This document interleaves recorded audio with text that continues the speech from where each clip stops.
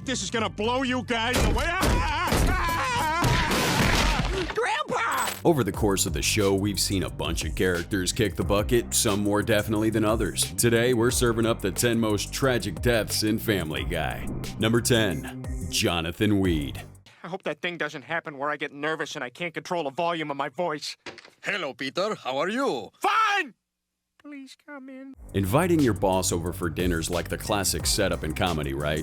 It's practically an open invitation for all kinds of side-splitting chaos. And that's exactly what happened at the Griffin house when Peter decided to host his toy factory boss, Mr. Jonathan Weed. I would like to promote you to head of toy development. Holy crap! Oh, thanks, Mr. Weed. Oh, you won't be sorry. Brian, quit it. You're embarrassing me. Now, let's take a moment to imagine the worst possible scenario for a dinner party. Yeah, you got it. Someone croaking right there at the table. But just when it seemed like Brian was destined for a one-way ticket to the afterlife, Peter miraculously pulls off a Heimlich maneuver that sends a dinner roll, of all things, down Mr. Weed's windpipe. Nobody even knows about this yet. Police! Random dead body search! Oh my God, Lois, stall him! Peter, what are you doing? A few moments later. Just stall him, Lois! And if the way Mr. Weed met his maker wasn't wild enough, the hijinks that followed, including the body and a surprise visit from our buddy Death, left us utterly speechless and in fits of uncontrollable laughter. Hey, did someone choke on a roll in here? Oh, no. I spit it up. Oh. Number 9. Jess Schultz. I want a woman who I can spend the rest of my life with. I simply haven't found her yet. And you never will, because the truth is, you're a selfish horn dog who's getting too old for the game. Over the course of the show, Brian's had more flings and relationships than we can even keep track of, right? But when it comes to Jess, now, that's a different story. Her time on Family Guy gifted us with 2 epic episodes. Jess was battling cancer when she crossed paths with Brian, and they decided to get married. I vow to honor you and cherish you for the rest of the month. But who could have guessed that the sweet Jess would turn into Brian's worst nightmare? All of us loyal Family Guy fans. Their relationship was so toxic that when Brian saw her choking, he made the drastic choice to let her go. What he didn't anticipate was her survival and her determination to make his life even more of a train wreck. Sorry it took us so long to have dinner together. Oh, that's okay. You were busy being dead. In the end, poor Jess would only meet her inexplicable demise during the final commercial break of the 2nd episode. But we'll never forget this beautiful relationship, brimming with chaos and resentment. I don't have bed bugs. I'm burning it down so I can fake my own death. Can you throw me that white fur coat filled with honey-baked hams? What? Number 8. Thelma Griffin. There he is. Oh, I see. Oh, you're all here because you heard the news. Well, fine. Peter Griffin crapped himself at work. So, Thelma, Peter's mom, didn't exactly hog the spotlight in the series, but she was a real MVP for the family. When she kicked the bucket, it couldn't have come at a worse time for poor Peter. I mean, the dude was having one of those epically bad days, making it pretty darn tough for him to wrap his head around it at first. Peter, your mother is dead. She had a stroke this afternoon and she died. You don't die from that, Lois. You just host New Year's Eve and talk funny. Now, in a very sad case, the actress who voiced the characters sadly left us. And in a noble move, the showrunners decided to write her character out of the show. That's why her death happens off screen. No drum roll or anything. But still, the writers managed to give us a heartfelt farewell. My mother always hoped to be buried with her pet cat, Mittens, so I'd like to thank the Quahog Veterinary Society for putting Mittens down so quickly. Yeah, just go ahead and toss it in there. Hats off to him for making it a real challenge for us to forget Thelma, the ultimate mom, and Phyllis Diller, the actress who nailed that role. They're both off on their next big adventure. Okay, I will now take questions from the audience. Is anyone else here watching Revolution and wanting to talk about it after this? No, not caught up. I'm not caught up. Number 7. Bertram. Bertram! Hello, Stewie. Now, this is one of those deaths that really hit the sweet spot, both for the general audience and our cherished characters. Sure, Bertram was just a kid, but he happened to be Stewie's arch nemesis, and it boiled down to one of those classic it's him or me scenarios. After all, the innocent little boy was hell-bent on erasing young Griffin from the universe. Here, play with this. At least you can spend your final moments doing something you enjoy. A few moments later. me! I'm mowing the lawn! His diabolical scheme treated us to an epic adventure carrying Stewie and Brian to Renaissance Italy, uncovering a surprising family connection to none other than the great Leonardo da Vinci himself. Stewie! That's my name, don't wear it out. See, that's brand new to him. Finally, the inevitable and epic showdown between the two take place. And luckily for everyone, Stewie emerged victorious, ultimately saving the universe. And if you thought watching a kid bite the dust was shocking, just wait until you catch Stewie's final line. Bertram, what's your favorite kind of bottled water? Mine's Arrowhead. Wow, that was dramatic. Number 6. Angela.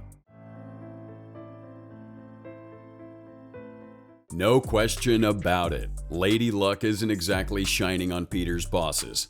Poor Angela's the second to bite the dust on the show. And even though she was a side character we saw only now and then, we have to admit she had her moments and won a place in our hearts. Death is hard for me. But at least Angela died doing what she loved. Swimming less than 20 minutes after she had eaten. That's a real thing, kids. Listen to your mothers. Sure, characters dying off is par for the course in our beloved series. But Angela's exit tugs on the heartstrings a bit harder. The reason? It's entwined with the passing of the very actress who gave life to her, Carrie Fisher. She may be gone, but her voice will live on in DVD and Hulu Plus and tiny droid projected messages. So, despite Family Guy reigning as one of the edgiest shows on the block, they decided to show their serious side, letting Peter bid out a heartfelt adieu on behalf of us all. But of course, they just couldn't resist landing the ultimate punchline to remind us of the kind of wild ride we're buckled in for. I may have lost a boss, but heaven has gained a princess. A few moments later. And I am at the wrong funeral. Number 5. New Brian. But you have no business endangering Brian like that. And he's 8 years old, Peter. 8! That's 56 in human years. Okay, Lois. One day, the Griffin family realized that their beloved dog was starting to show his age. So they decided to introduce a new member to the clan. You guessed it, they welcomed a fresh-faced pup into their home, destined to eventually step into Brian's paw prints. Family, I'd like to introduce New Brian. Hey, gang! Whose leg do you have to hump to get a hug around here? Wow, that was a subtle way of letting old Brian know that his days in the household were outnumbered, right? New Brian started worming his way into the hearts of each family member. But of course, there was one family member that wasn't gonna make this easy. And it had to be little Stewie. Nobody likes you here, man. Rupert seems to like my humping. What did you say? He just laid there and took it. Did he? Little did New Brian know he was about to make a fatal misstep, leading him on a one-way trip to doggy heaven. Turns out nobody really warned him about crossing paths with Stewie, or laying a paw on Stewie's beloved Rupert for that matter. Number 4. Francis Griffin. Oh, Francis, I'm glad you could make it. Here, this is for Megan. This is one of those characters whose departure doesn't exactly leave the Griffin family reaching for the tissues. Francis, Peter's dad, wasn't exactly the apple of the Griffin's family eye. And let's face it, he didn't have much love to spare for him either. But despite all that, his passing hit a bit too close to home to ignore. All right, this is gonna blow you guys away. Grandpa! Somebody call an ambulance! Lois, maybe you better call 2 ambulances.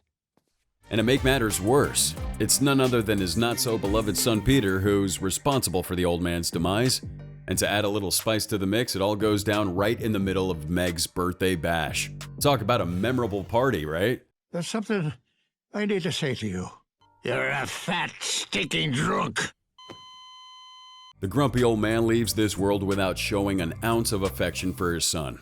Although to be fair, it was Peter himself who orchestrated the whole shebang. And even though it was all quite chaotic, Peter takes the news in his typical, well, let's call it healthy way. There's gotta be something I can do. Maybe I'll bury him in the pet cemetery. Okay, I'll bury him in a regular cemetery. Number 3. Pearl Burton. You have no idea what I'm talking about, do you? Well, sure I do. Opera's bitchin'. Poor Brian was in the midst of a serious dry spell on the dating scene. And to make matters worse, he hit rock bottom when he got nabbed for driving under the influence. His punishment? You guessed it, community service. That's when he crossed paths with the charming, elderly Pearl Burton. Then I'll have to call the judge, and that means you'll go to jail. You're one phone call away from getting a human booster shot from a guy named Molly. Now, at first, their dynamic was all kinds of chaotic. But things took a surprising turn when Brian discovered that Pearl had been a famous singer in her youth. Suddenly, their relationship was on a new wavelength. But hey, this is Family Guy we're talking about. Brian, I've missed so much. I wouldn't be standing here right now if it wasn't for you. The accident left Pearl hospitalized, teetering on the edge of life itself. But true to his character, Brian was there for her. In one of the show's most touching moments, he gave Pearl a farewell, leaving an indelible mark, tugging at our heartstrings. Well, at least for a few minutes. Goodbye, Pearl. Hey, who wants to see a dead body? Number 2, Brian. Well, I suppose I could use a new hobby now that the time machine is gone. You sure you're not gonna miss that thing? I was getting bored of it anyway. You know, not every historical event is all it's cracked up to be. Yeah, we had our sneaky suspicions that our favorite four-legged friend Brian wouldn't stay down for the count. I mean, it was way too many coincidences. Like him biting the dust in the very episode where Stewie decides to obliterate his time machine. But, come on. Brian's one of the show's headliners, and adored by fans. God, look at this day, huh? You know, usually I'd be sitting inside writing, you'd be working on one of your machines, but here we are enjoying it. Yes, it is a nice change of pace. When the dynamic duo decided to shake up his eventful life, it looked like we were in for another wild and wacky adventure. But alas, that's not quite how the cookie crumbled. Instead, we got one of the most gut-wrenching, jaw-dropping twists in the show's history. Look out! Brian! Even if we had our suspicions about his return, and even now that he is back in the fold, it was a testament to the emotional depth that Family Guy can hit when it wants to. Now come on, who didn't let a tear or two slip during that heart-rending moment? You've given me a wonderful life. I love you all. And number 1, Rupert. Yeah, okay, I'm going to the bar. Suit yourself. Rupert and I are just fine without you. Yeah, you're right. I bet he is on his period, whatever that means. We know that Stewie and Brian are an inseparable pair of best friends. But we're also aware that their relationship can be a tad toxic at times. In this particular tale, it was Brian who found himself green with envy over the bond between little Stewie and his beloved stuffed bear, Rupert. The outcome?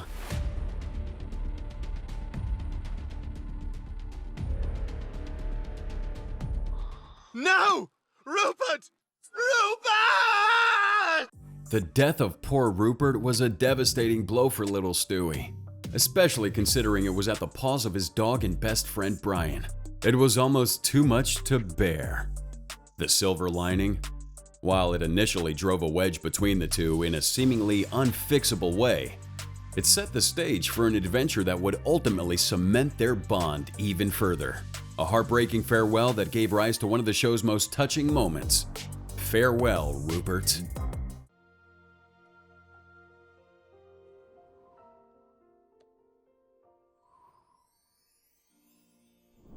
Thanks for watching, everybody. Please be sure to subscribe and like the video for more Family Guy content. If you're not really doing anything with your life right now, you can check out Family Guy's 10 times they've roasted TV show shown on your screen right now, 'cause it's awesome!